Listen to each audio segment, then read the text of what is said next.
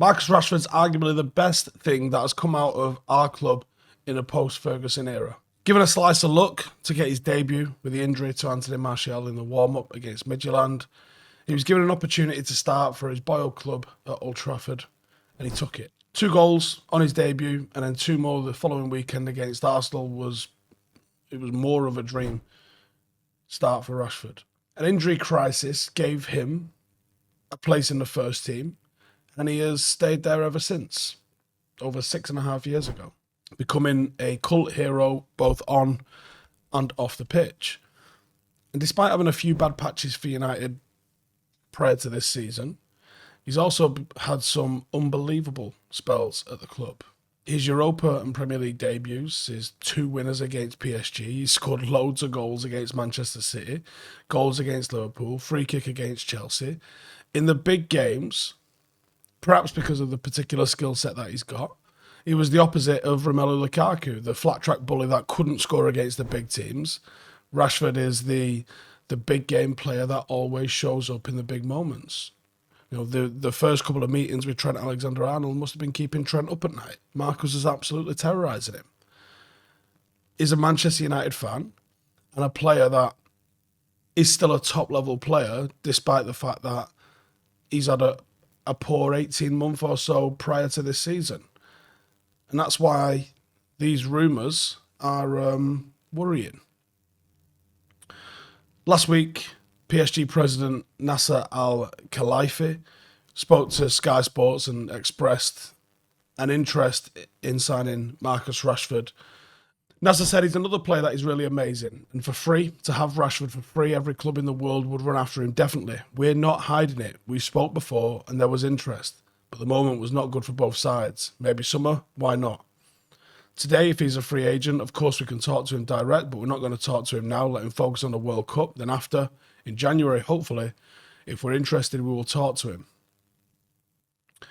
That's not really skirting around the subject, is it? That's the club version of a come and get me play. That's a we're coming and getting you play. PSG want Rashford because it seems like they've been working on this transfer for a while. ESPN reported in August that PSG were trying to sign Rashford. Maybe that was what happened in the summer. At the time, Rashford had just had his worst season at the club, and actually a lot of fans at that time probably would have allowed him to go. I'm glad he didn't. But things have improved dramatically since then for him, and he looks like a player that's actually not just getting back to his potential, but the level he's playing at. I feel like there's a gap between where he's playing and where I think he can get to. I still think that there's levels and gears for Marcus to go through as a player. And people go, oh, he's 25 now. All right, cool. You need to go and do some research in what some players did from then onwards. Not everyone is a teenage sensation like R9. Some players get better with age. Maybe even go and look what Zlatan did. Zlatan never scored 30 a season until he was 30. And then he scored 30 a season every season after that, I think, pretty much, until he came to United. Ten Hag at the time, in the summer, was adamant to keep Rashford. So it's really important, and you've seen from the first day I'm here, I'm really happy with him, don't want to lose him. He's definitely in our plans at Manchester United. So what does Marcus want? Marcus is a United fan. And I think he would want to be at United. I don't think that there's any waver in that whatsoever. If you ask a boy who makes his debut back in 2016, would he want to stay at United for his whole career? I think you'd have bit your arm off for it. Playing for United, but I think most importantly, winning at United, I think is something that's going to be very, very important for him in his career. I think if he's not wanted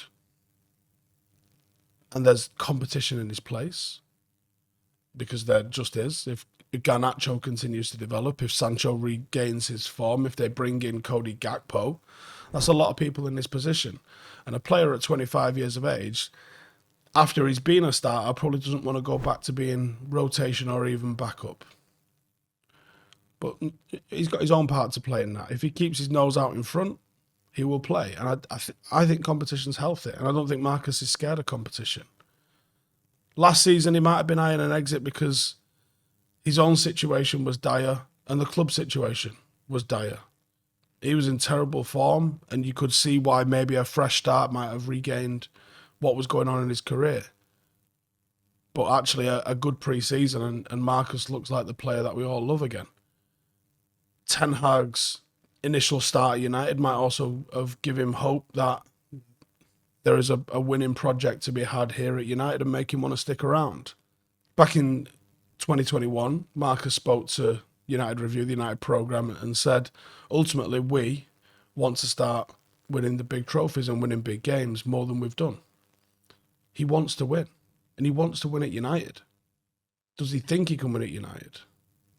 I think every player wants to go through their career winning leagues, competing for Champions Leagues. Every single player. Ten Hag has changed the direction of Manchester United. I think Marcus knows more than anyone else. Us winning under the Glazers might not be the easiest thing. The change of ownership might not just be something that the fans are desperate for. It might be something that the players are desperate for, so we can compete again. And that's why I think the Glazers are key here. If the Glazers sell, which actually feels like more than any time in the last 17 years that it actually could happen, I think Marcus might be up for staying. And not just Marcus up for staying. I think more and more players might want to join Manchester United.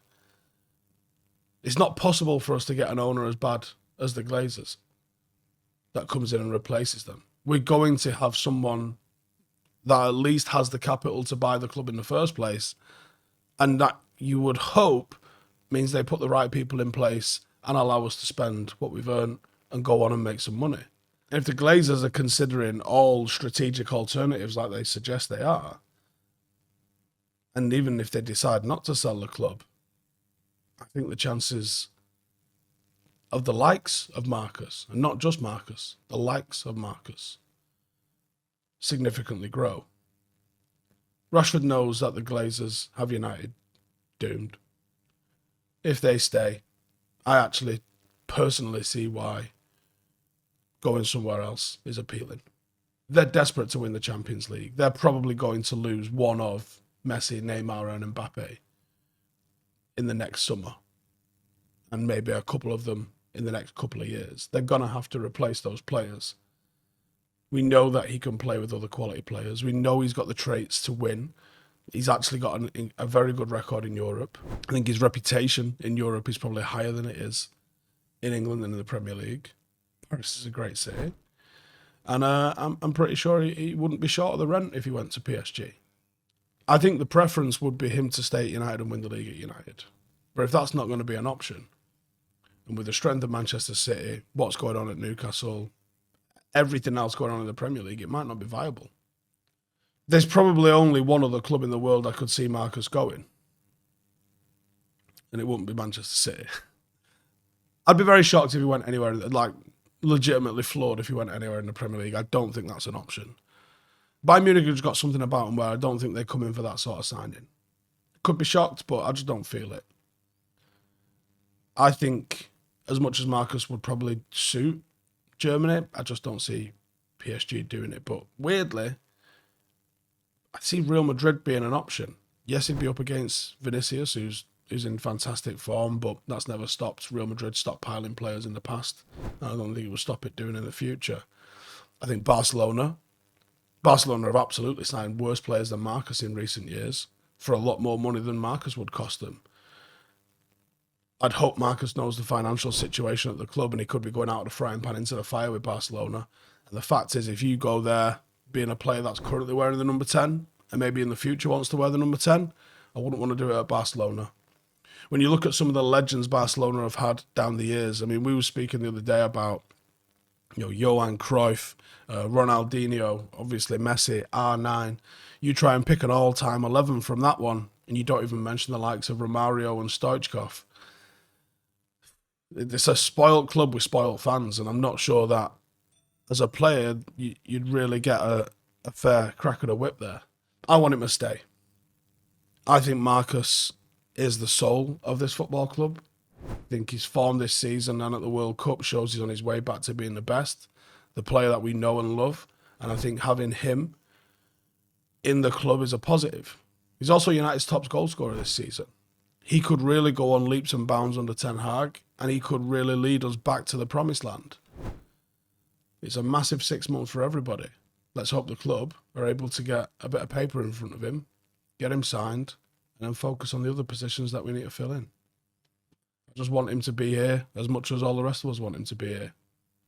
And I'm sure we'll find out very soon what his desire really is.